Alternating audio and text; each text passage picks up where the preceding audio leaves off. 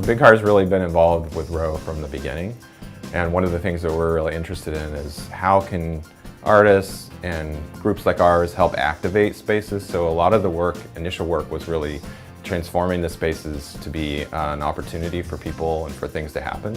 And so when we were applying for this grant, we're really interested in how we could contribute to the sort of the next phase, which is actually making things happen there and having people there. And when Alan came to this idea, when this job was posted, he brought this whole binder full of all these ideas, was just a wide range of things. And he was very excited and brought all kinds of creativity and energy and ideas to the mix. Empowering artists and empowering people in the communities and community members to take a more critical look at their neighborhood and how they can use their assets to build stronger communities and build more vibrant public spaces within those neighborhoods. One of our first initiatives was the Creative Placemaking series. This involved a workshop, creative placemakers, tactical urbanists, environmental artists from all over the country and beyond to help us as a community and an artistic community learn more about the concept and effective tactics in all of these areas. So one project we did was the impromptu finish line. It was a surprise finish line that was done in sort of a flash mob style that took this ordinary place along the canal, and one afternoon we just transformed it into a finish line. No one knew they were racing, no one was racing, and kind of take them out of the context of their day-to-day routine and have them think about this public space in a brand new way, in a way that maybe they never thought about it before. And then they got to go home and start a conversation about this wacky thing that they experienced on our canal. It's kind of dawned on me that we've got a creek that shares the name with the season of fall. We've got Fall Creek. So we threw an event called the Fall Creek Leaf Jump. Basically the whole point was, let's rake the biggest pile of leaves we can and jump in it. Let's turn that into a party and see what happens. We set up some hammocks and we just had a beautiful day with a beautiful picnic on a beautiful waterway in our city. Lead artist for Pogues Run, Bree Gerard, is starting this excellent project that involves a series of writing workshops taking place at different local businesses along Pogues Run.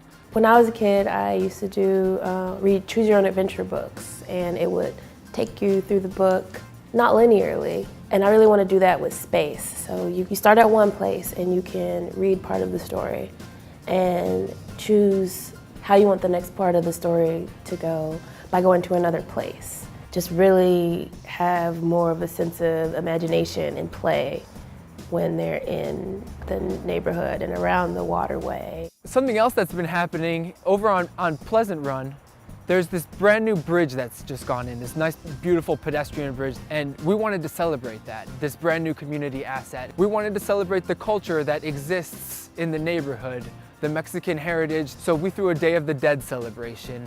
We wanted to celebrate it in a way that draws people together and highlights some of the beautiful aspects of that Mexican heritage that exists in that community. And the turnout was amazing. The whole neighborhood came out.